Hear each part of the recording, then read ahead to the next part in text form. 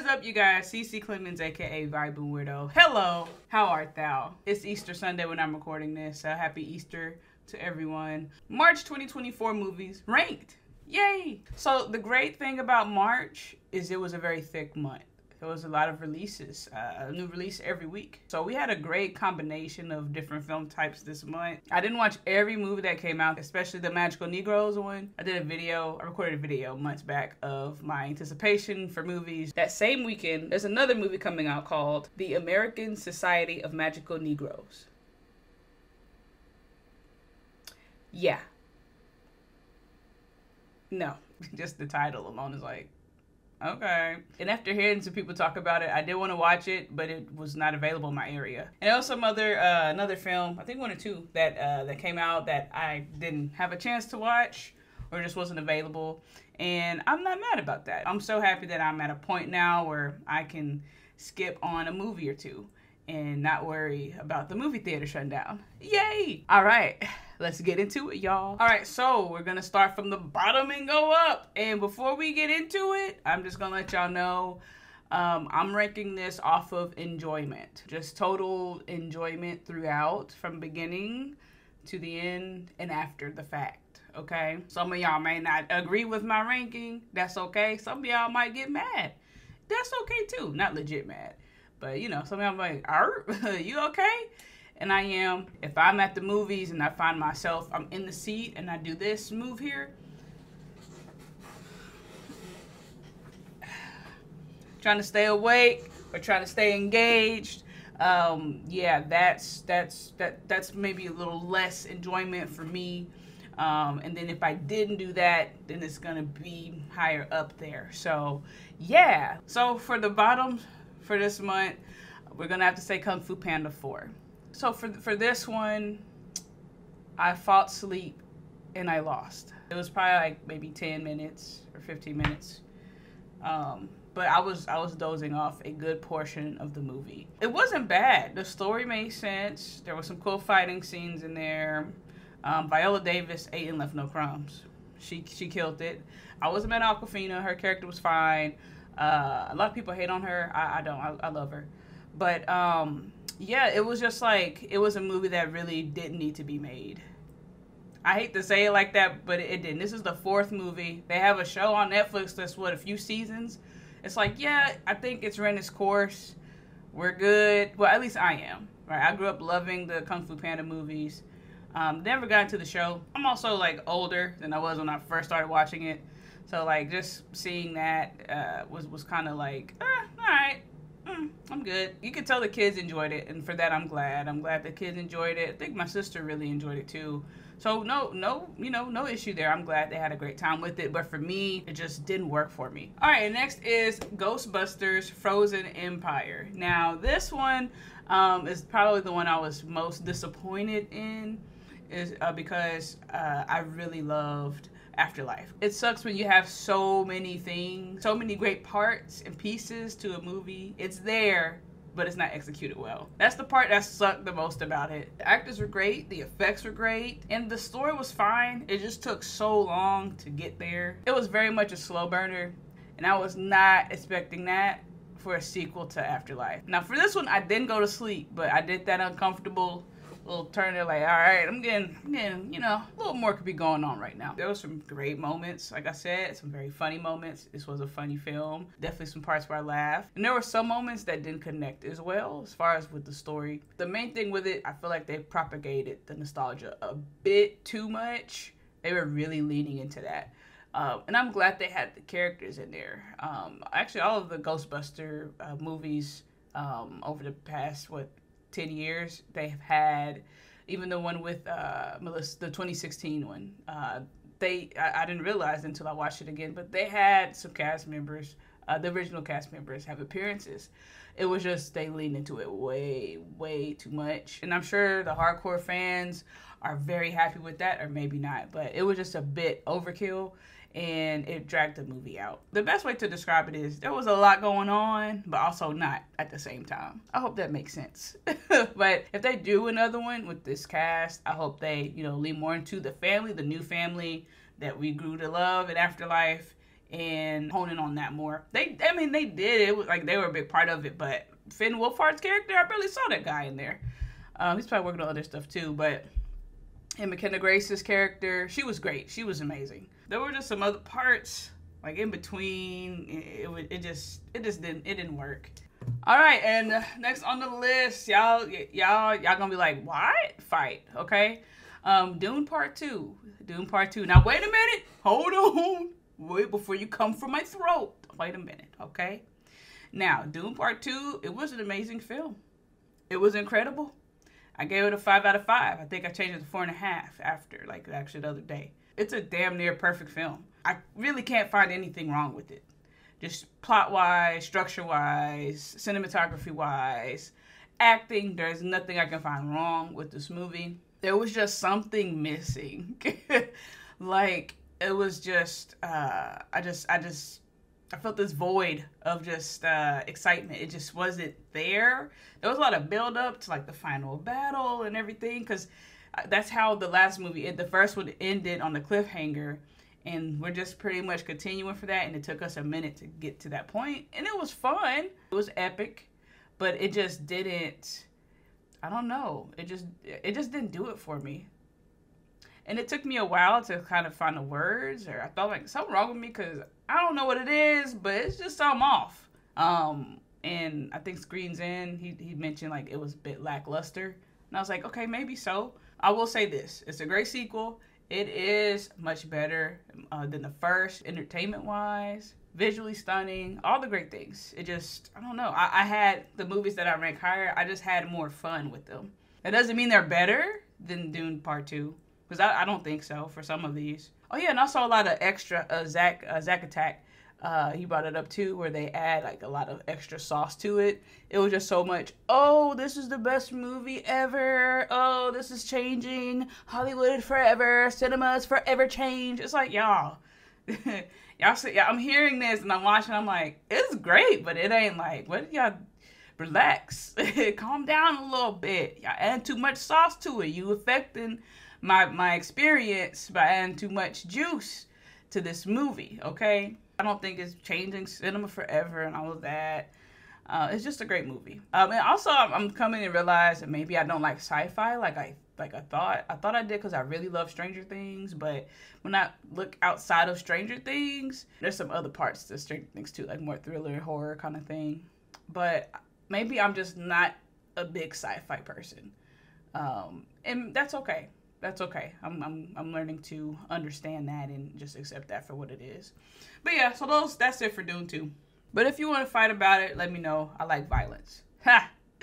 Just kidding. Not about the violence, but about the fighting part. Okay, moving on. Next up, Imaginary. It wasn't the best movie I've ever seen in my life, okay? But it was different. It was a little different. I love inanimate objects being possessed or having some weird entity linked or connected to it.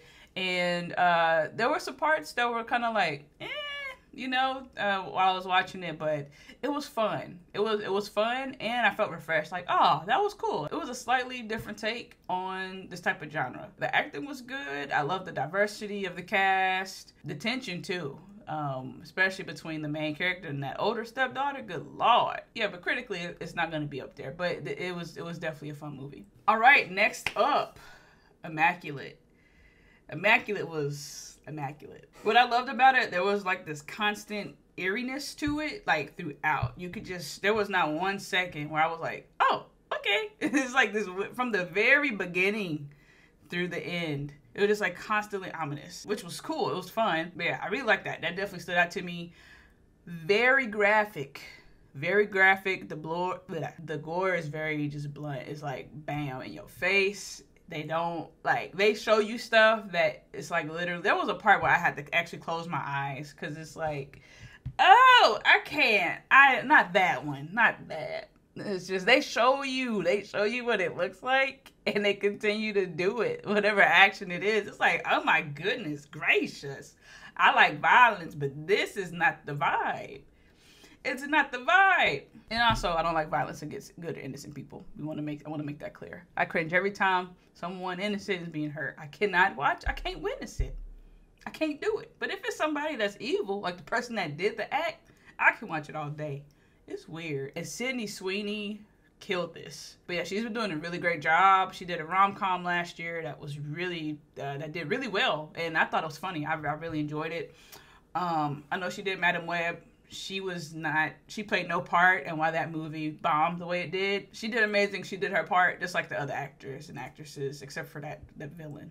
Okay, anyways. But yeah, the fact that she produced this and the rom-com, and they're good. I'm like, okay, y'all, watch out. Sydney Sweeney, okay. I see you, Sydney. Let's go. Yeah. I was pretty impressed. I love films that take their own like approach. It's not like the same structure, same plot, everything, blah blah. It's just, and don't get me wrong, those are fun. I enjoy some of those. I enjoy most of those type of movies. But when you take that risk and add a different twist to it, I love that. I love to witness that. And I'll say the final act, Sydney Sweeney's performance, holy crap. Like, she's like, today you're gonna know Sydney Sweeney can act, honey. And she did that. It was just her, just in her pure rawness, just for minutes, it felt like. Yeah, actually, definitely an unforgettable performance. Immaculate was really great. Not like the best scary movie I've seen, or probably in my top list, but for what it is, it was solid. It was a solid film. I did not have a bad time with it at all. And number 3, Damsel. I'm putting a streaming movie in here because it feels right, and that's what I'm gonna do. Damsel, okay, with Millie Bobby Brown. When I saw the trailer, I thought it was gonna be fun. I didn't think I was gonna enjoy it as much as I did, which is why it's on this list. But yeah, it was good. Millie Bobby Brown, I learned she did her stunts. Good to see her in a different role outside of Stranger Things. And yeah, we're not gonna get that ever again after season 5. I know, it's fine. I'll recover. But I love the story. And even the effects with the dragon. The movie was also a little diverse. Angela Bassett was in here, and I was like, oh, I don't know if I didn't pay attention to the trailer or what, but I love that she's here. Let's go. Yeah, just a great story about revenge and survival and forgiveness and understanding. Yes, all right, number 2, Love Lies Bleeding. Yep.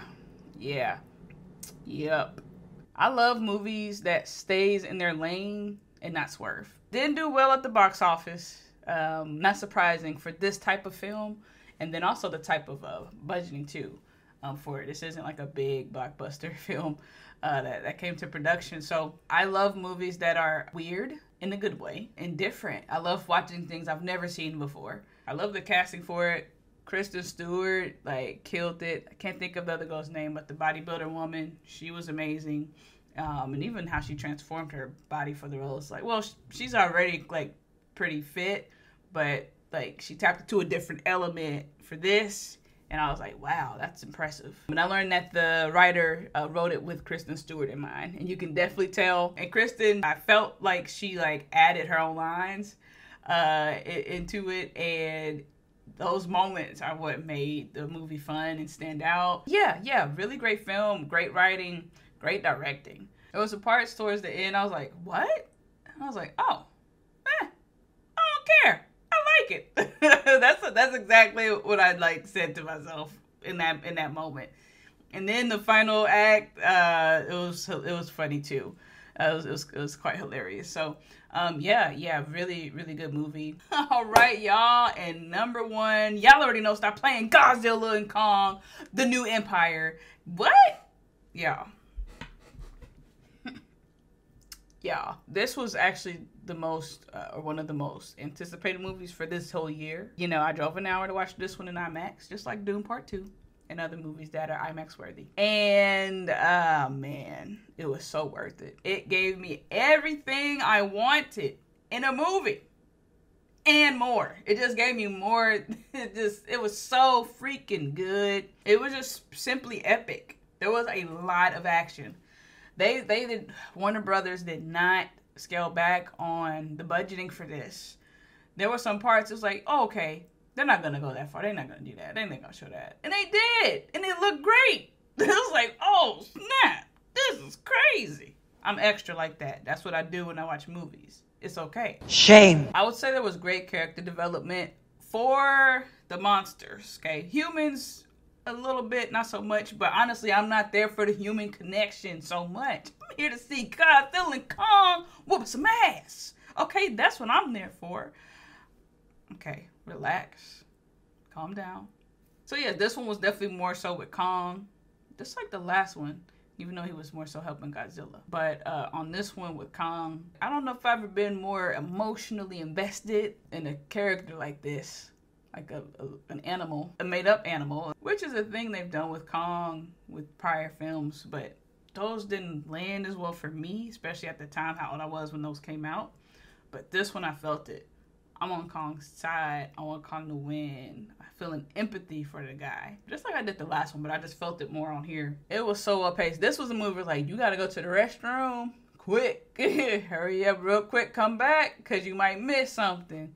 I'm going to the restroom, my hair, boom, like, shake it off and run back. You know what I'm saying? Okay. Shame. Getting to see Scar King and Shimu was so good. I didn't like the look of Shimu so much, but it still worked. There's like one scene, like, I gotta screenshot that and like make it a screensaver or something, because it was so good. Slow motion effects, fighting, doing crazy stuff, and they zooming in on stuff in slow motion. It's like, y'all really doing this? It was just ridiculous. Kong is hilarious. He has so much character to him. Like, his character was funny. Whoever wrote this was great. And there was an appearance that I was not expecting at all, and I was just cheesing for like the rest of, like, from ear to ear for the rest of the movie. I was like, oh my god, yay! Like, I literally said that. There was another woman or girl, I don't know how old she was, like, clapping too on certain parts. It was entertaining. It was a lot of fighting going on, well-paced. Story made sense. There was one theme, a recurring thing that happened kind of towards the end that was a little, maybe I'm being like slightly over dramatic, but I didn't care. I still loved it as a whole. It didn't take anything away. And this is, for me, hands down, the best movie of the year, for me personally. It's going to be hard to beat it, because I don't know if like, this is like probably the peak of like how excited I can get when I'm watching a movie. The last time I remember acting this way was Spider-Man Across the Spider-Verse, where I'm just like, oh my god, yes! Actually, I think I did this more than on that movie. I don't know, man. I'm definitely going to have to run this one back. It was so good. If you haven't watched it and you want to just have a good popcorn flick, have a good time, a fun time, definitely go for it. If you're looking for a perfect story or plot and have everything make perfect sense, it's not going to be for you. But me, I'm like, hey, the story makes sense. It's cool. Great. Where the action at? Who's yeeting who? Where they at, though? Fight. Get in. Okay. Shame. Alright, y'all, and that is all for the March 2024 movies ranked. I had a great time overall this month. As I said, I'm thoroughly satisfied. Some movies I liked, some movies I didn't so much. Some movies made me sleepy, some not. This was a well-balanced month for me, and I am super, super happy to be alive to witness it. That is all, you guys. Don't forget to like and subscribe. Drink your water. Stop playing. H2O, good for you. Peace. I talked for a long time, bro. Sure you can!